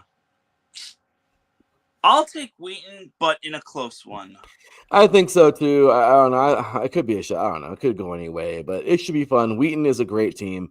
Let's see what happens. But yeah, I'm going to take Wheaton over DePaul. Next up, number 7, St. John's, Minnesota, taking on number 3, River Falls. We talked about it last week, Teran, of course. I know sucks. I was so high on, and I knew it was wrong, but I don't give a crap. I was so freaking high on Chapman, man. I wanted them to win this thing. Obviously, it didn't pan out the way I wanted it to, but it's all good. Chapman fought though, man. I mean, it was look, good for these guys. The Chapman Panthers came on out, and yeah, it was a complete dumpster fire though. 58-7. We talked about that last week. Destroyed Chapman. But hey, at least they got to the second round. And there you have it. But yeah, now River Falls, we talked about those really strong Wisconsin teams. They're taking on St. John's. Well, this might be a matchup of the weekend, really. This is the MIAC toughness meets WEAC power. So the MEAC and the WEAC going head to head. The winner becomes a true title threat, personally, in my opinion. What do you think? Man, if we're talking about best match of the weekend, this one has to be it. I'll take Wisconsin River Falls, but St. John's is not going to roll over by any means. This one, I think, is going to really boil down to the last possession. I think so, too. This is a great team. And, 2 great teams, and it's going to be tough. I'm going to go River Falls just because these Wisconsin teams are insane. But let's see what happens, man. Really excited for this. Moving on, we have number 1 in the country, North Central, who has just been cruising. It's like they're like Audrey 2 in Little Shop of Horrors. Feed me, Seymour. They just keep eating everybody. This team is incredible. They are taking on a very strong team. And who is that? I'm telling you, these freaking insanely resilient Wisconsin teams. They're taking on Lacrosse. And number 13, Lacrosse, has an extremely good defense, making this an interesting game. A classic test of elite scoring versus a elite resistance, because North Central has an extremely high-powered offense. They have a defense too, obviously. But this is I don't want to call this a super close game, even though it'd be fun to say that. I'm pretty sure North Central is going to run through them. But I don't know. Could it be closer than we think? Perhaps, but I think North Central eventually pulls away and wins. Yeah, I don't see it. I just don't see it. If they knock them off, that'd be crazy. Lacrosse over North Central, but yeah, I don't see that. So yeah. All right. Next up, we have Wisconsin Platteville, number 10. Wisconsin Platteville takes on number 4 Bethel, Minnesota, in a trench war showdown. Bethel's balance versus Platteville's grit. This is one that feels like a fourth quarter game all the way, man. What do you think? I'll take Wisconsin Platteville. Yeah, again, just those resilient freaking Wisconsin teams, man. Love Yep. them. Susquehanna, number 22, Susquehanna keeps its magical run alive. They have had a very good year. But Eastern U, they've actually become a postseason breakout story, which is kind of cool. This is two teams that you didn't really expect to see here at this stage. But someone advances to the quarterfinals for the first time. Massive stakes here. And this is awesome, man. This is a fun game. I really hope they televise this when I put it on the internet. But what do you think, man? Oh man, Susquehanna is coming off of a big win over Christopher Newport. I know, right? Eastern barely beat Franklin and Marshall. You know what? Screw it. I'll take Susquehanna.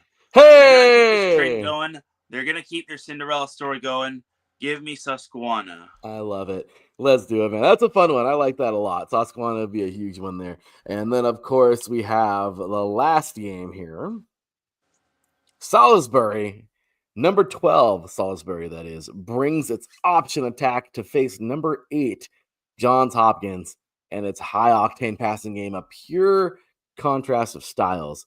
Whoever dictates the tempo of this game, in my opinion, wins. This is a tough one, man. I like Salisbury a lot, but I got to go Johns Hopkins. Facts. Johns Hopkins will win this one.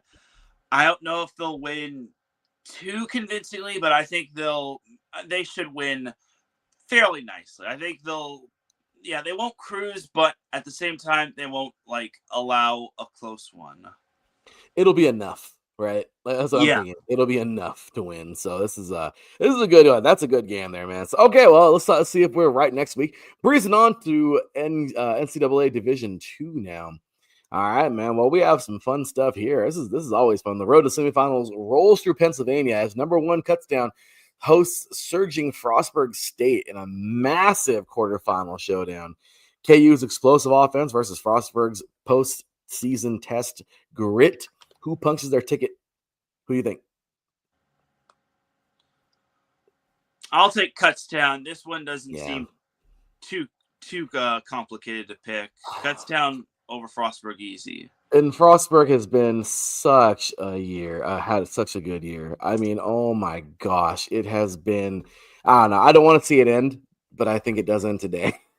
As much as I like them, I really want to see them win. If they win, oh my gosh, good for them.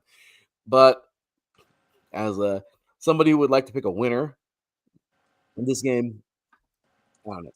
I just feel that, yeah, this is not going to be too much of a close game. So, all right, Teran. So next up, we have here number 1 Ferris State welcomes Minnesota State. Fresh off a statement win, Bulldogs dominance meets the Mavericks power run game. Expect fireworks in Big Rapids. Again, I want to doctor that one up, and I think the Mavericks can fight. But number 1 Ferris State is just too damn good. They're too good. Minnesota State will keep it close, but Ferris State will eventually pull away in the end. I think Ferris State is one of the more better complete packages for the most part in NCAA Division II. Yeah, this is a team where I would also like to see them move up eventually, man, because they're a good football team. This is a really good team. Ferris State is so well coached. These guys got a lot of upside to them. I would like to see them compete at the FCS level eventually, man. These guys are really good. So, okay, moving forward, man, we have one more, and this is actually 2 more. Sorry. The quarterfinal features a red-hot showdown, another one, as number 1 Albany State out of Georgia battles upset specialist Newberry. The Wolves have already taken down 2 seeds, which is crazy. Can the Golden Rams stop the tournament's biggest momentum swing? What do you think about this one, man? You know what? I'll take Newberry. I'll actually take Newberry. Albany State has kind of been winning a little too close for comfort, in my opinion. So give me Newberry in the upset. I like if we the can call it upset. that. No, you know what? I'll take it. That's actually pretty cool, and I like the close wins. This is fun. This is gonna be a fun one here, so I'm gonna go with them as well. And then, last but not least, two of the nation's hottest teams collide. As number one Harding takes on this crazy coming out of nowhere UT Permian Basin team in the quarterfinal here. Harding's machine-like ground game, which we've seen a couple years ago, destroy in the national championship. These guys, what was it? A couple of years ago, 2023, they completely, and I am talking about completely destroyed Colorado School of Mines, who we have not seen really since 38-7. I mean, we've seen them last year a little bit, but this year they fell off the face of the earth. Harding, though, dominated. Let's see, man. They're coming back for another. Let's see what they can do. I would like to see the little train that could. I would. The little engine that could, Teran, but I got Harding all day on this one. Yeah, you totally hit it on the head. As much as I like Permian Basin's little Cinderella run, I think Harding is going to be too much for them. So give me Harding easy. Yeah, it would be cool, but I just don't see it going any other ways. All right, there's our picks for this week in Division 2 in the bracketology. Let's move on to the NAIA, Teran. Yeah, bracketology. Yeah. All right. So we got a few games to talk about in the NAIA, man. And the first one, this should be like, I really hope that they put this one, they stream this thing, because this is going to be a great one, man. It's a heavyweight showdown, Des Moines for dang sure. Number one, Grandview, of course, the Grandview Vikings put its perfect season on the line against surging number 7 Lindsey Wilson, the 2020 COVID champs, if you will, I guess the 2020 champs. Fresh off a 57-7 second half explosion last week. Good old Lindsey Wilson. Can the Blue Raiders shock the bracket, or will the Vikings continue their dominance? I don't know, man. What do you think? Number 1 Vikings or the number 7 Blue Raiders? I gotta go with Grandview. Until someone figures out Grandview, until someone can knock them off, I don't see how Grandview loses this one. I think Lindsey Wilson will keep it close, but I think Grandview will probably win in a high-scoring affair, and I think I don't think Lindsey Wilson will keep up. I'm with you. I would really like to see a fun upset in this bracket, but this isn't it. I don't think this is it. Lindsey Wilson is good. They're very good. But yeah, I think this is where the road ends, man. The Vikings are just too good, and we'll see what happens there. But good stuff there so far in the NAIA playoffs. It has been a really fun tournament. So moving forward, we have number 2 Kaiser taking on number 6 Marion. So classic here. A classic playoff battle is loading up in West Palm Beach. Number 2 Kaiser's electric offense hosts number 6 Marion, winners of 11 straight behind running back Keegan LaBelle, who books a semifinal ticket. The Seahawks or the Knights? Who are you taking? I'll take Kaiser, but in a close one. I think this one is going to boil down to the last few drives of the game, but Kaiser will win. Yeah, Kaiser's a little too good there. These guys are a strong football team, and again, they've been in and around the playoffs for a while now. So I like these guys to win this one. So we'll see. But Marion, obviously, I'm not going to overlook them. Strong team there out of Indiana. So we're going to see. But next up here, we have. Let's see where we at. Next up we have. This is a fun one. A clash of styles in the mountains for sure, man. Number 3 Montana Tech, who you've been very high on this year, leans on do-it-all all-star Levi Torgerson. Well, number 8 College of Idaho brings a balanced, explosive attack led by Caden Young, who survives this quarterfinal thriller in Butte. Who you got? I will take Montana Tech. I think this one I think is going to really be an interesting one because I feel these two teams are like rivals or something. But right? What's up? No, you're right. That's what I'm saying, right? Like, yeah. Yeah, I feel like not much is separating these two.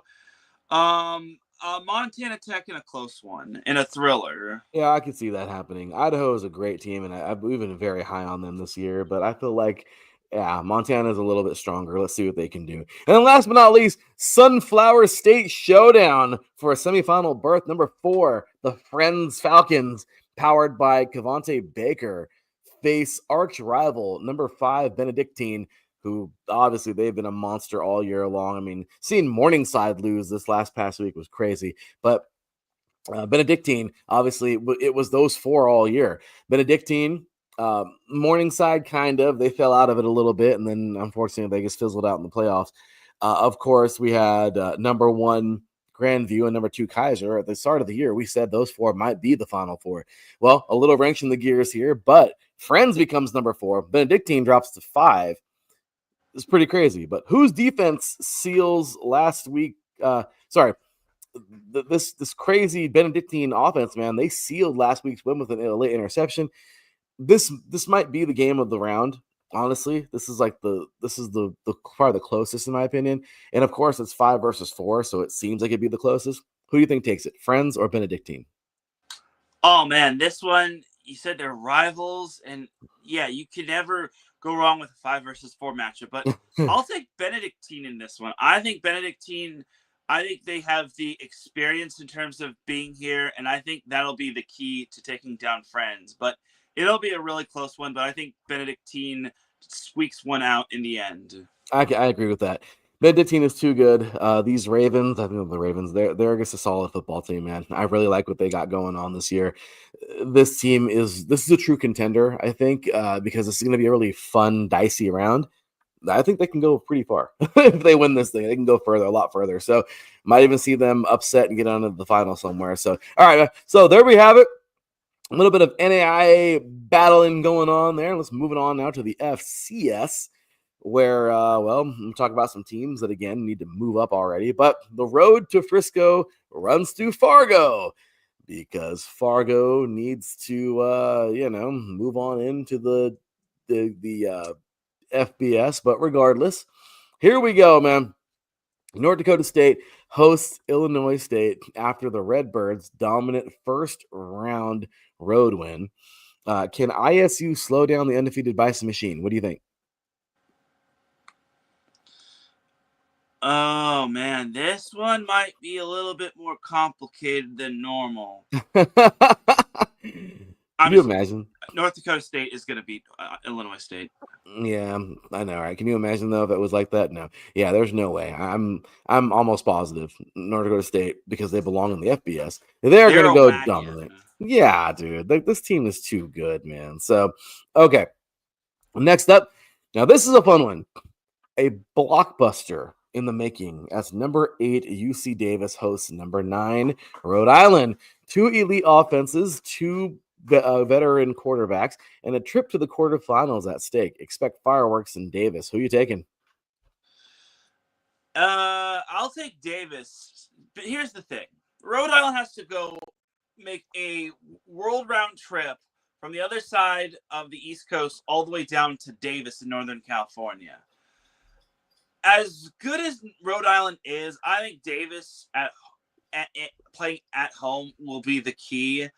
It'll be close, and I expect this to be a close one, but I think Davis inches this one out in the end.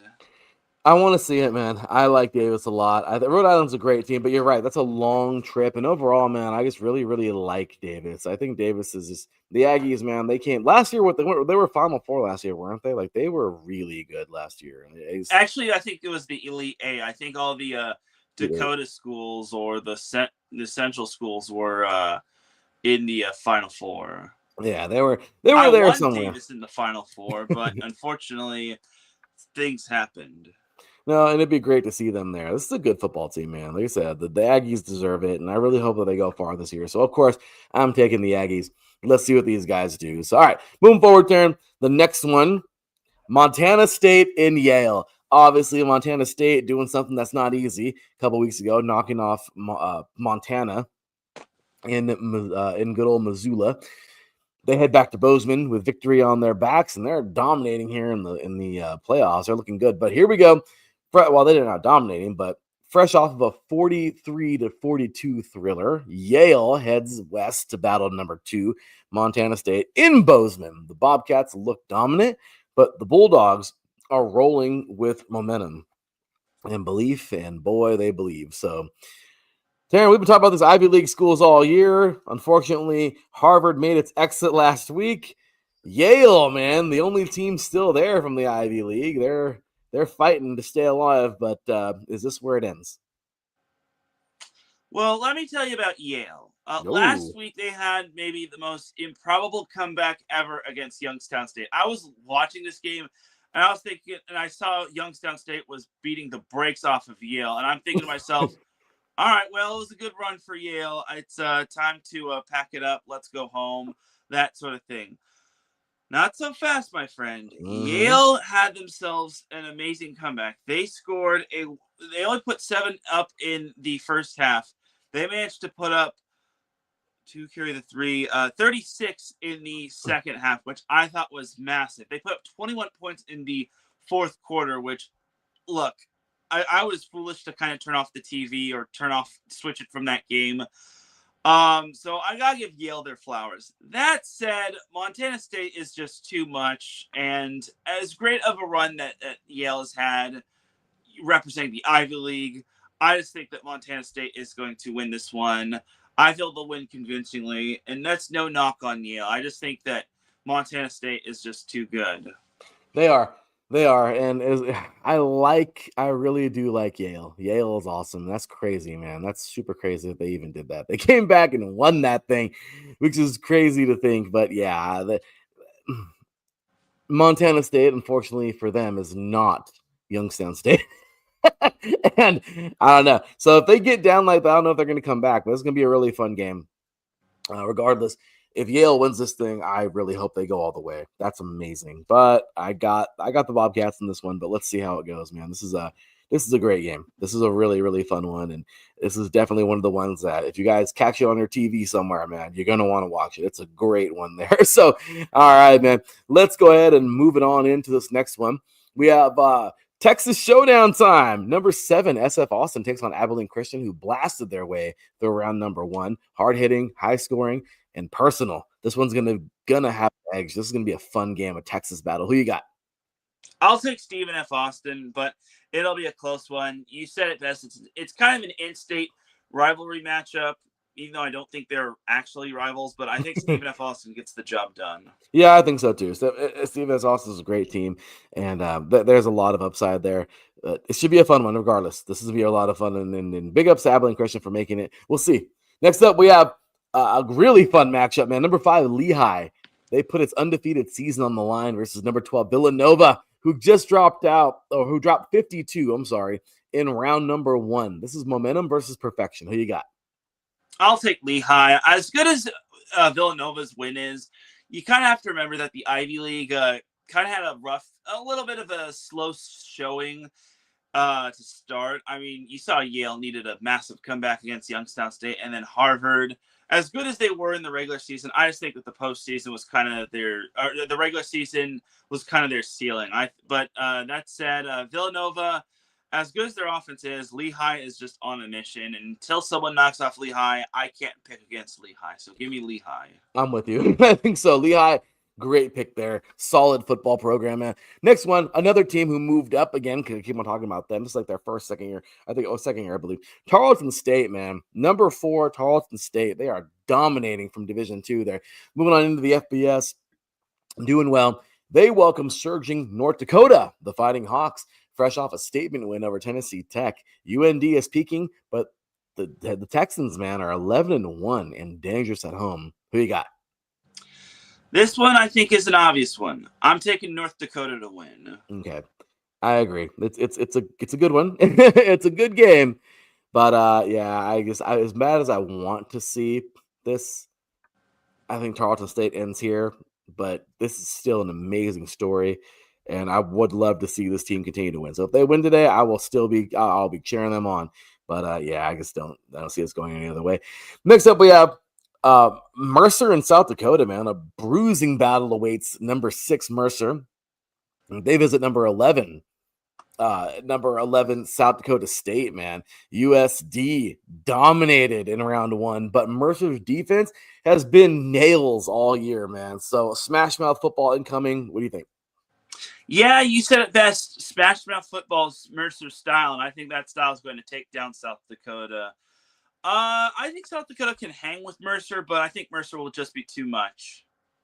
Yeah, I agree. Mercer is a good school. They've been dominant all year in the FCS. I got them as well. All right, next up we got one more. Montana and South Dakota State, the Jacks. So a must watch for sure. I wrote this one down, man.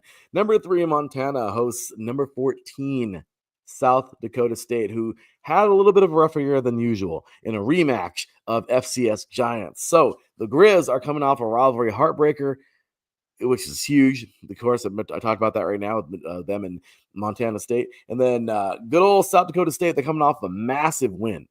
Who responds stronger? Well, if you've seen the rivalry between these two teams, Montana State, as of late, has beaten South Dakota State. I mean, previously it was South Dakota State owning the rivalry against Montana, but I think there's a new sheriff in town. I think Montana is the better team between the two. Give me Montana, but this one is going to be a barn burner. So give me Montana in a very close one. Teran says down go the Jacks, and it's been a crazy year for everybody, but I agree. I believe down go the Jacks as well. I think they're a great football team, but Montana, man, the Grizz, that one stung this year, losing to Montana, man, to Montana State. So I agree. I think they're going to move on. So, all right, Teran, there you have it, some FCS action. Let's kick it on over to, hey, look who's in the chat here, Teran. Oh, boy. It's Mo. Uh-oh. He's requesting something here. So, good old Mo. Well, thank you very much for tuning in, man. This has been a great year in the FCS, like I said, man. So let's enjoy it while we still got it.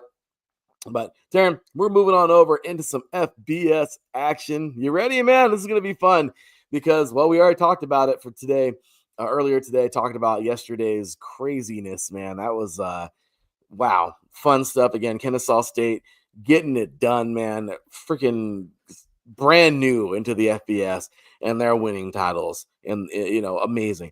James Madison, third year in, they're winning titles. I mean, awesome stuff there yesterday in both the American Championship, the Sun Belt, just great stuff there. And then, of course, we already recapped this, but big ups, man, to Boise State. One more year in the Mountain West, going to the now rebuilt Pac-12, and of course the AAC. Well, we talked about that already. Tulane getting it done in the American, defeating North Texas, and then, as I said earlier, Kennesaw State, man, Conference USA. So that all happened yesterday. Great stuff. Let's now move on into some previews. One's going to be starting actually right now in the FBS. Really excited for this. But all right, Teran. Well, let's get on in to the Big 12 championship. The Big 12 crown is on the line in Arlington as number 11 BYU brings its power run game behind star running back LJ Martin into a showdown with explosive number 4 Texas Tech, which is crazy seeing them that high, led by quarterback Baron Morton and wide receiver Coy Aiken. So 2 11-1 teams, 1 playoff dream. Who survives at AT&T Stadium? Man, this one is going to be a good one. I mean, Texas Tech did beat BYU rather convincingly the first go around, and I think they're going to do it again. Look, BYU is a good team, but honestly, I think Texas Tech they don't even have to go too far. So I'll take Texas Tech. BYU, I think, is only good when they play in Provo, and seeing as that is not the case, I think the Red Raiders will get the job done in Arlington. Good game. I agreed. I like them a lot. I want to say I do like the Cougars. This is a team who can actually do this. They're both there, obviously, for a reason. But I think there's a realistic chance they can actually win this one. But Texas Tech is too good. Unless they slip or something. I just don't see it. So we're going to see. It's going to be a really fun game. But, yeah, I got to go good old Texas Tech in this game for the Big 12. Next up, we have the MAC. We have MACtion. We've been watching MACtion on Tuesday this whole year, but now Tuesdays and Wednesdays. But now we get to see them on Saturday. We have Miami of Ohio taking on Western Michigan. So Ford Field hosts a classic MAC clash as Miami of Ohio meets Western Michigan with the title up for grabs. The Redhawks look to ride wide receiver Kenny Perry, while Broncos counter with dual threat quarterback Blake Lowry, one of the nation's most dynamic players. So December Maction delivers again. Who you taking? I'll take Western Michigan just for the sheer fact that they don't have to go too far. I think it'll be close, but I'll take the Broncos to win this one. Definitely going to be fun. I'm looking forward for this one. So, yeah, should be a great game. But yeah, going Broncos all day in this. Okay, next up, we have another chapter in an iconic rivalry today. We have number 3, Georgia, taking on number 9, Alabama. They collide in Atlanta for the SEC supremacy, if you will. The Dogs lean on running back Nate Frazier and a dominant defense, while the Tide turn to quarterback Ty Simpson and wide receiver Jermaine Bernard to reclaim conference glory. Who takes it? Playoff survival. Man,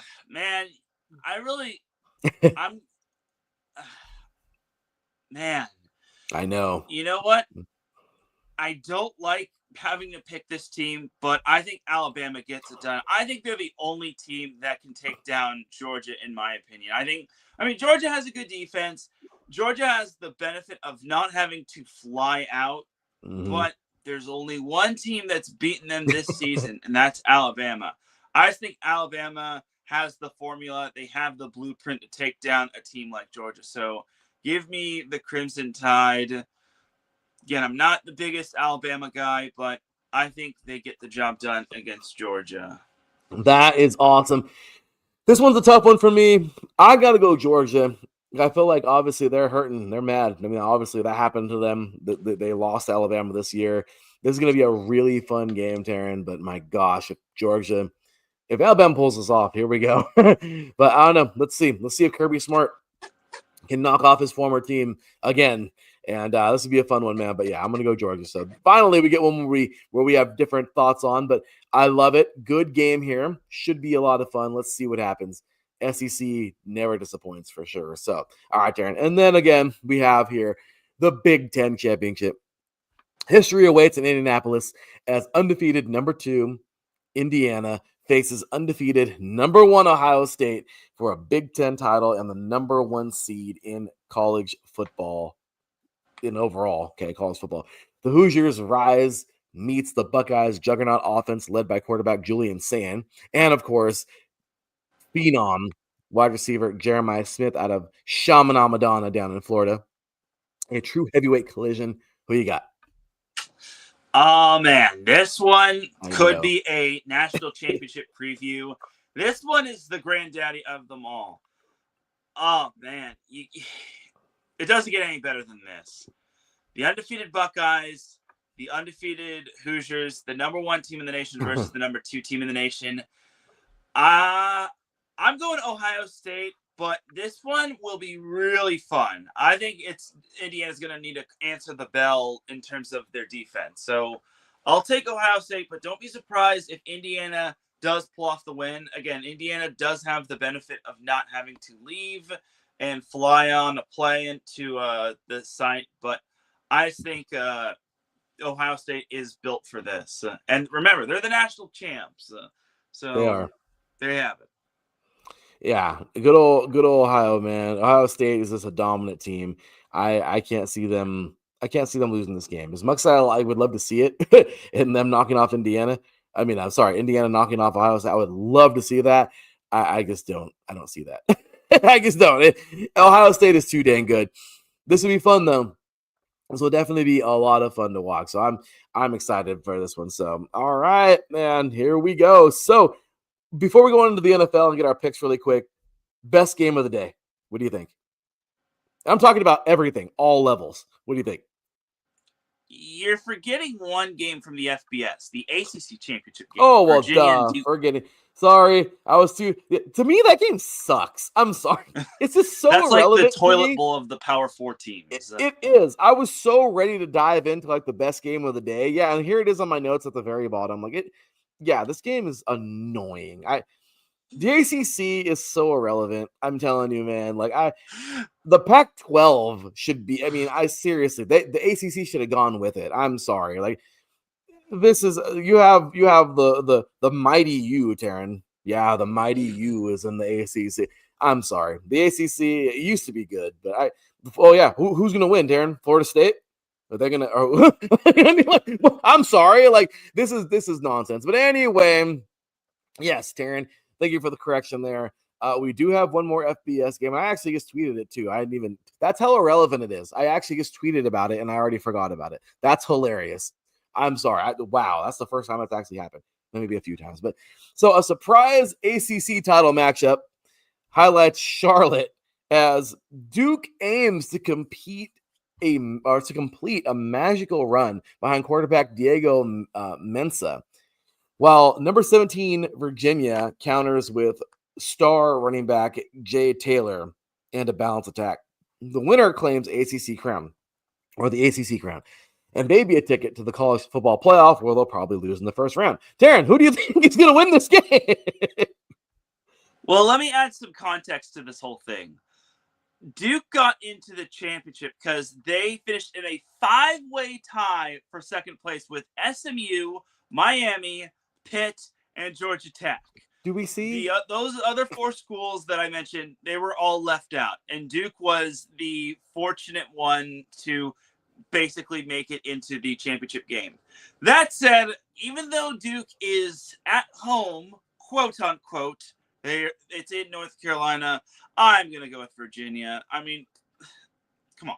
You really think I'm going to pick Duke to beat Virginia? No. If Duke somehow wins this, then we got to have a talk about the ACC.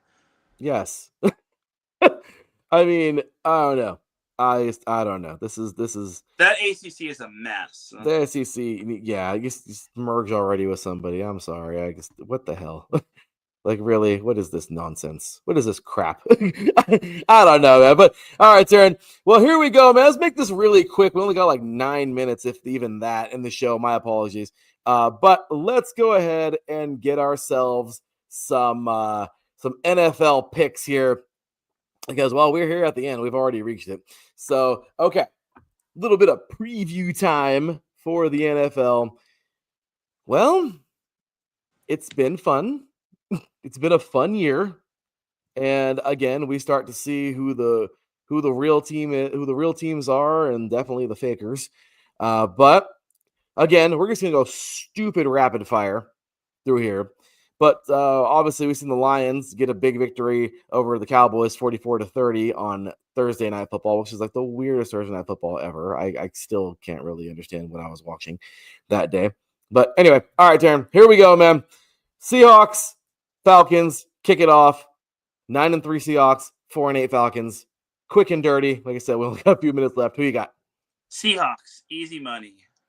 Yeah, I guess, the Falcons are falling apart right now at the seams, and I just don't see this team being very good. So, yeah, I'd like to see them do better right now, but it's just not working. So, okay, that's where I'm at too. So, okay, next up, we have the 4-8 Bengals and the 8-4 Bills. If the Bills somehow lose this damn game, I swear.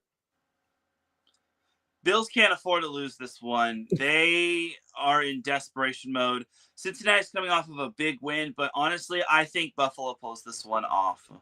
Yeah, there's no way. They have to win this game. If the Bills watch lose out for Joe Shiesty, though. Joe Burrow, though. Yeah, let's see. But I got to go with the Bills. Titans at 1-11. Browns at 3-9. The Browns have played in more toilet bowls this year than I've ever seen anybody play in. But here we go, Teran. Who you got? I'm going to take the Browns just because their defense is better. I'm not picking them for Shedeur Saunders, though. This is the most interesting match. It's a toilet bowl, but it's Shedeur Saunders versus Cam Ward. But I'm going to go with the Browns. It's crazy. This game sucks. This game sucks something awful. All right, next up, Commanders and Vikings, which is kind of another toilet bowl. This is the toilet paper bowl. Yeah, this is just as bad as the other one, but I'll take Washington even though Minnesota's going to get J.J. McCarthy back or 9 back. But I got to go with Washington. Jaden Daniels is back too. Oh, he is. That's right. Well, let's see what happens. Yeah, agreeance there. Dolphins and Jets. What the hell is going on this week? Okay. Wow. Wow. Okay, who you got? Dolphins. Dolphins, just because, right? I mean, there's no other explanation. Even though they're going to have to play in the cold. Oh, yeah, no, that'd be fun. Saints at 2-10 versus the Buccaneers at 7-5. Yeah, this week is horrible. Okay, next. Oh, we got Tampa Bay. They're getting healthier by the day, even though Mike Evans is out. But he's pretty much opening the window for his return. No, he is. That should be fun. Colts at Jaguars. Both of them are 8-4. Kind of funny. This is actually a good game. Yeah, this one is gonna be a big one for the AFC South title, but I gotta go with Jacksonville. Colts are on the decline, and they don't win in Jacksonville. So give me the Jags. I'm totally with you. Steelers at Ravens. They're both 6-6. The Steelers are on the way down. I think Ravens are on the way up. This one's an interesting one, just because both these teams had bad losses last week, but I'll take the Ravens in a close one. This is going to be the prime AFC North type of match, where defense is going to be played a lot and scoring will become at a rarity. Yeah, I could see that for dang sure. Next up, we have my lovely Raiders at 2-10 hosting the 10-2 Broncos. Yeah, this is just a wonderful game. As much as I'd like to see the Raiders pull off the upset, I gotta go with the Broncos. Yeah, I'm all for it, dude. There's no way. There's no way. If the Raiders, obviously I'm picking them, but I'm messing up the music. Let's go ahead and restart that. That's just, see, look at that. Look at that. You mentioned the Raiders and things just start messing up. Isn't that crazy, Teran? Well, there you have it. I'm totally with you on that. Raiders are probably going to lose horribly, but obviously I got to pick them. But yeah, Broncos are probably going to dominate them.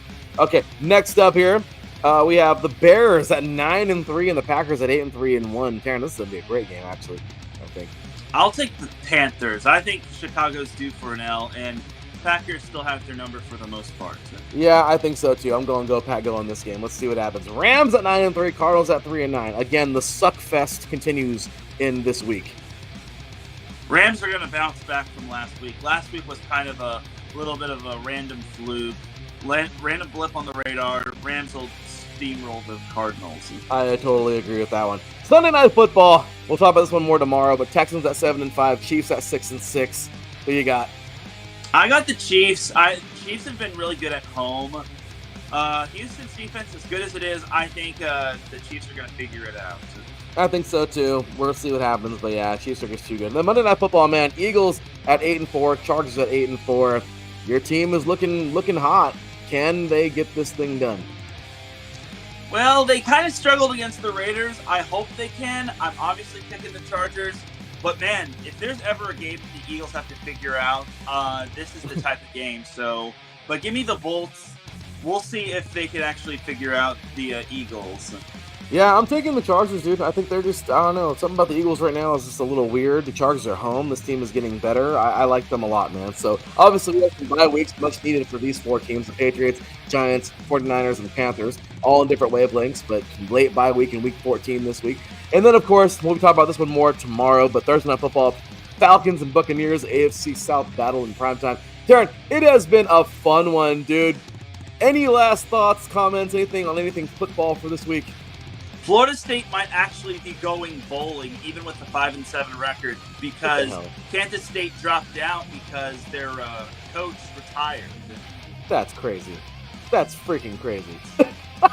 I mean, what the hell, Teran? Like, really? Oh, I gotta give a shout out, man, to Santa Margarita. Go get it. Go get it next week. I'm excited for these guys, man. Of course, get a big shout to Golden West, man. We're cheering for you guys. Let's go here in SoCal. Saddleback, hey, if they win, we're cheering for you too. Obviously, gotta hold up some SoCal football. But that is that. So for my boy Teran Rodriguez, from me, your boy Larry B, we will see you tomorrow at 4 p.m. Pacific time, 7 p.m. Eastern, to recap all of this fun college stuff and, of course, the day in the NFL. We will see y'all coming up tomorrow. Until then, take care. And as always, God bless. Peace.